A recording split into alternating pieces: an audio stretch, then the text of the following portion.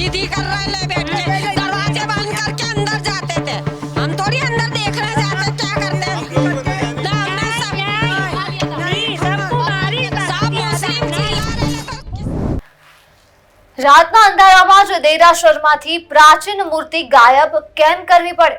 જ્યારે ભક્તો માંગ કરી રહ્યા હોય કે મૂર્તિ દેરાસરમાં જ રહેવું જોઈએ, તો પછી ટ્રસ્ટીઓ પોતાની મનમાની કરીને સાબિત શું કરવા માંગે છે? મૂર્તિનું વિસ્થાપન થવું એ તો પ્રશ્ન જ નથી. પ્રશ્ન એ છે કે વિસ્થાપન કરવા પાછળનું કારણ કેટલું યોગ્ય છે? વિસ્થાપન કરવા પાછળનો તમારો હેતુ શું છે? આ મામલો છે અમદાવાદના ગોમતીપુર ખાતેનો, જે આવેલ રાજપુરમાં વિશાળ ભોયરાવાળા તથા પ્રાચીન જિનાલયમાં 2300 વર્ષ અને 400 વર્ષથી પણ વધુ પ્રાચીન અને ઐતિહાસિક ગણાતી ધરોહર એવી મૂર્તિઓને રાતોરાત કટર વગેરેથી કાપીને અલગ સ્થાને ખસેડવાનો પ્રયાસ કરવામાં આવ્યો હતો. પરંતુ જે તે સમયે તે વિસ્તારના સ્થાનિકોએ મૂર્તિનું વિસ્થાપન કરવા માટેનો વિરોધ કર્યો હતો અને સામાન્ય રીતે જે તે મંદિર કે મૂર્તિની રક્ષા તે જ સમુદાયના લોકો કરે છે. પરંતુ આ મામલામાં મુસ્લિમ સમાજના લોકો આગળ આવ્યા અને મુસ્લિમ સમાજના લોકોએ દેરાસરની આ મૂર્તિનું વિસ્થાપન કરવાનો વિરોધ કર્યો હતો. સાંભળીએ મુસ્લિમ સમાજના લોકોની લાગણીને. सीरीन बानो अंसारी। आप यही रहते हो? हाँ, यही द्वारकाधीश की चाली। द्वारकाधीश की चाली। आपने कल से अभी तक क्या हुआ यहाँ पर, कुछ देखा है आपने? हाँ जी, देखा मैंने। यहाँ पे पंडित को 2 दिन से बिठाया गया है। पंडित 2 दिन से उनकी विधि करते कि हमारी विधि से जो हमारे भगवान उठेंगे तो ले जाएंगे, लेकिन भगवान उठे नहीं। पता नहीं फिर अंदर कैसे उन्होंने तोड़फोड़ करी कि क्या पता, उनको उठा के लेके गए, मशीन से काट के उठा के लेके गए। आवाज आई है 11:30। नजमा मानो आप कहाँ रहते हो? पास में, पास में रहते हो। मंदिर से आपका घर का कितना? ये रहा 2 घर पीछे। दो घर। हाँ। मंदिर के अंदर कुछ भी पूजा अर्चना होती है तो क्या आपके घर में आवाज आती है। तो आपने आज या कल में कुछ ऐसा तोड़-फोड़ की आवाज सुनी थी? हाँ सुनी थी। तो क्या था वो मामला, क्या था? मामला ये था, अंदर जाए, सबने विरोध उठाया, अंदर गए हम काय का विरोध उठा?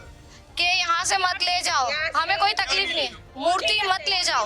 हाँ, मूर्ति मत ले जाओ, हमें कोई एतराज नहीं इस चीज से। तो ये जबरदस्ती हम लोगों को बातों में उलझाया गया, फिर उस बातों से लेके चले गए।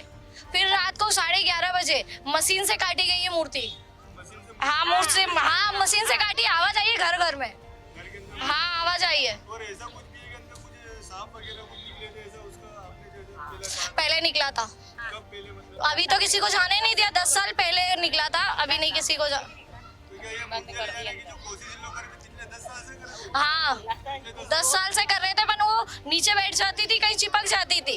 इस बार हम लोगों की चली नहीं, इसके लिए उसको काट के ले गए। जो लोग मूर्तियाँ यहाँ से लेके गए, हाँ। मूर्तियाँ लेके गए, उनको आप जानते हाँ जानते हैं, हैं? कौन है वो लोग? जैन। जैन लोग ही? हाँ, और सब हाई पार्टी वाले, जैसे कमजोर इंसान नहीं थे, हाई पैसे वाले थे। हाई प्रोफाइल हाँ राजकीय हो? हाँ, यानी राजनीति उन्होंने चलाई है, सीधे राजनीति चलाई है उन्होंने। आज यहाँ पर क्या हुआ?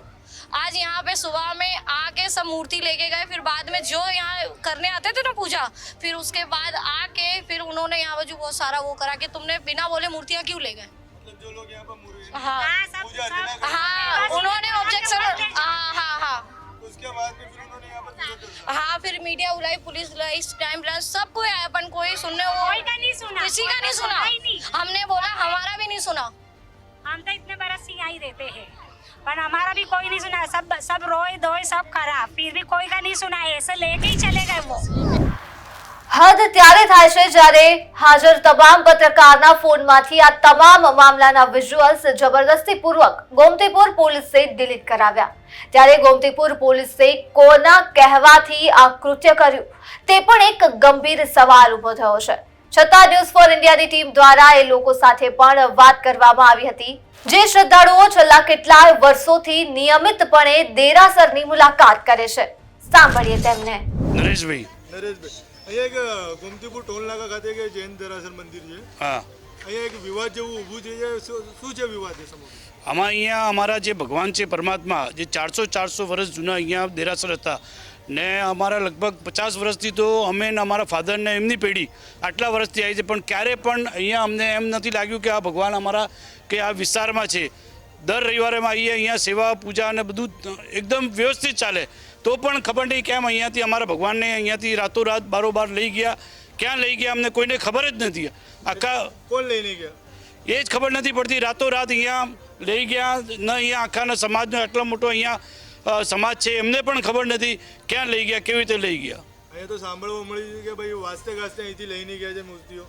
સવારે વાંચતે પણ આધી રાત્રે અહીંયા ભગવાનનો ઉત્થાપન કર્યો, એ પણ વગર મુહૂર્તે ને વગર વિચાર કરીએ ને પછી સવારે વાતે ગાતે 7 વાગે વાતે ગાતે લઈ ગયા.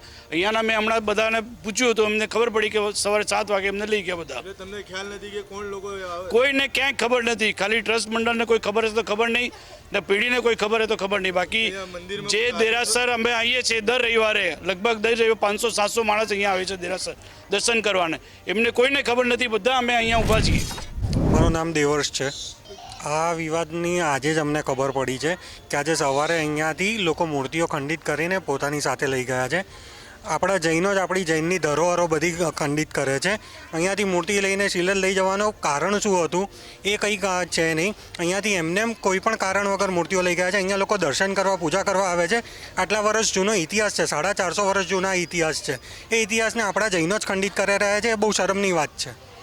તો એમાં ક્યાંક ને ક્યાંક જે ટ્રસ્ટીઓ છે એમની સંડોવણી તમને લાગે છે ક્યાંક?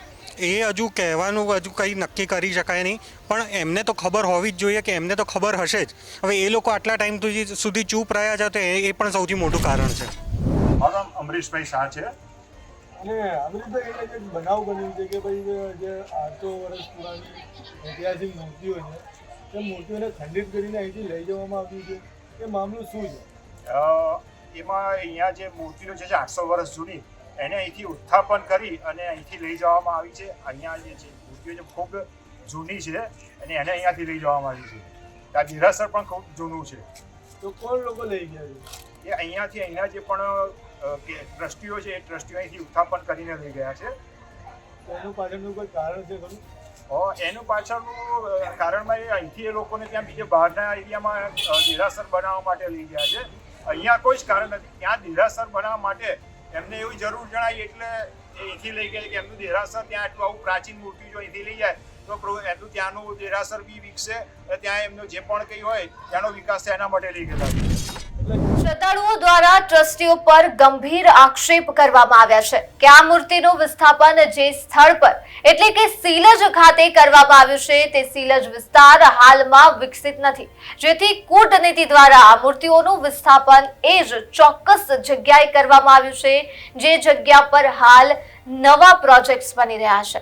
જેથી જો મૂર્તિ તેમના પ્રોજેક્ટ્સની આજુબાજુમાં પણ મૂકવામાં આવશે તો બિલ્ડરોને આર્થિક લાભ થશે. એટલે કે આ સમગ્ર વિવાદ પાછળનું મૂળ કારણ છે લાલચ. અનેક અટકળો બાદ અમારી તપાસમાં સમગ્ર મામલે કેટલાક ઠોસ સબૂતો પણ સામે આવ્યા છે. નજર કરીએ એ તમામ સાબિતીઓ પર.